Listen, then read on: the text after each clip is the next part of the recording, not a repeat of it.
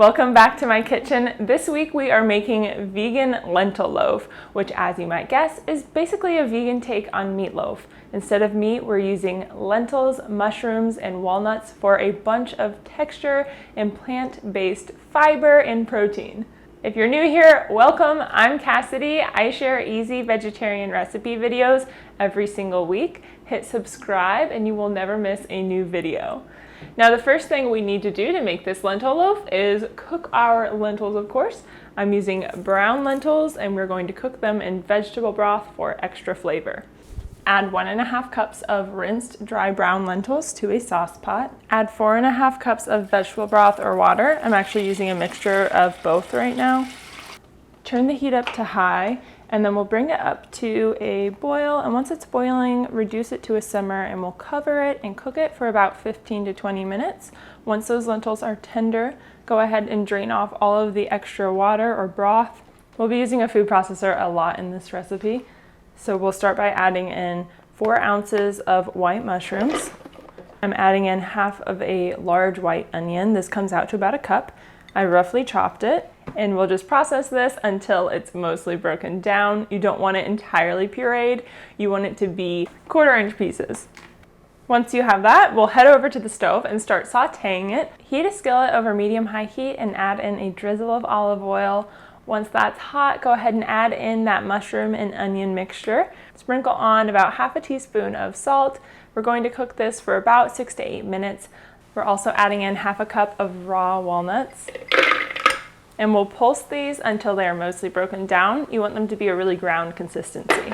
Walnuts are pretty high fat, which we definitely want in something that's emulating a meatloaf. They also add in a lot of rich, toasty flavor, especially when sauteed in that pan alongside the mushrooms and onions. As you can tell, it's certainly not going to win any awards for prettiest food at the party, but it's sure gonna taste good, especially with these walnuts that we're adding now. We're also adding in 3 tablespoons of tomato paste. Toasting the tomato paste actually helps enrich its flavors, so I definitely recommend doing this step. Definitely looking a little meat reminiscent, if I may say so myself. We'll cook this for another 2 to 3 minutes and your kitchen should be smelling very delicious at this point. We're also going to process some rolled oats to make oat flour. You can use breadcrumbs if you prefer. Italian breadcrumbs work really well here. I just always have rolled oats on hand. They're really cheap, so this is the route I go while the food processor is already out. Don't worry about making them super fine like actual oat flour. You only need them to be mostly broken down because what they're going to do is absorb some of the liquid in the lentil loaf, which helps it from falling apart, so they act as a binder alongside those flaxseed eggs. We're making 2 flax eggs by combining 2 tablespoons ground flaxseed with 6 tablespoons water. We'll let that rest for about 5 minutes before using it. The last thing we're processing is these lentils that are nice and cooked and soft now, and a can of chickpeas.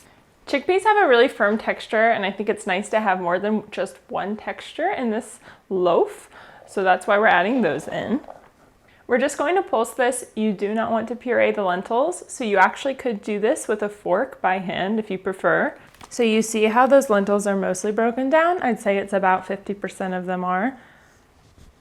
Now we just add in all of the ingredients to make the actual loaf, starting with that lentil chickpea mixture.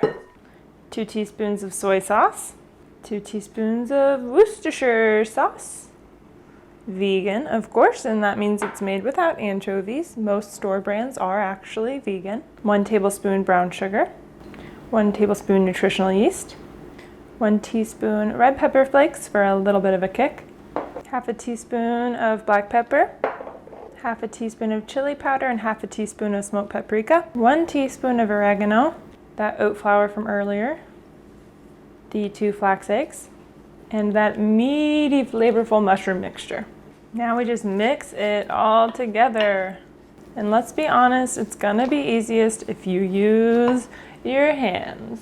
See, this is where it feels like classic meatloaf. I feel like people always use their hands when they're mixing together meatloaf. Maybe that's just my family, I don't know. Let me know down in the comments if this is just nasty. So it should be holding together wonderfully, like this. I think we can all agree that meatloaf might fall in the top 10 ugliest foods ever, but what it lacks in beauty. It makes up for in flavor. And because of that, unlike an original meatloaf made with all the meat and everything, it's not super easy to throw together. It definitely includes a handful of ingredients, but I promise it's worth it. Now, once you have your mash all thrown together, it's time to put it in a loaf pan and bake it. I'm using a lightly oiled 9x5 loaf pan. I'm gonna take that mash and put it on in there.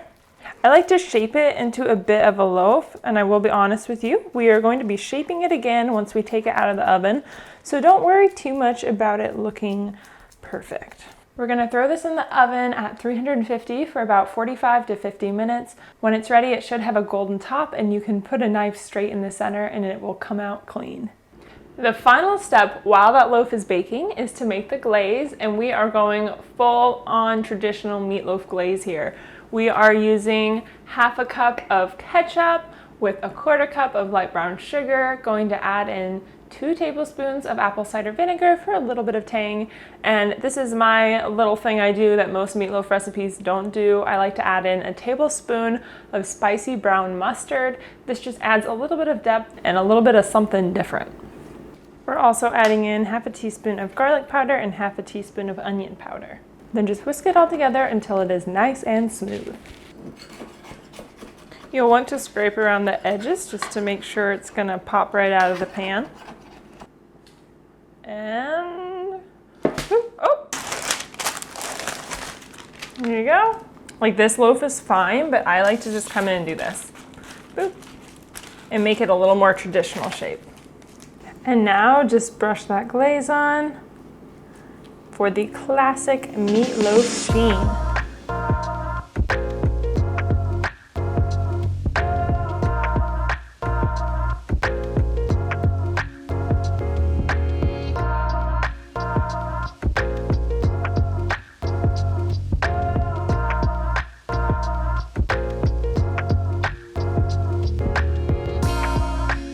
And this is how you know it's a good lentil loaf, because it is not falling apart when pierced with a fork.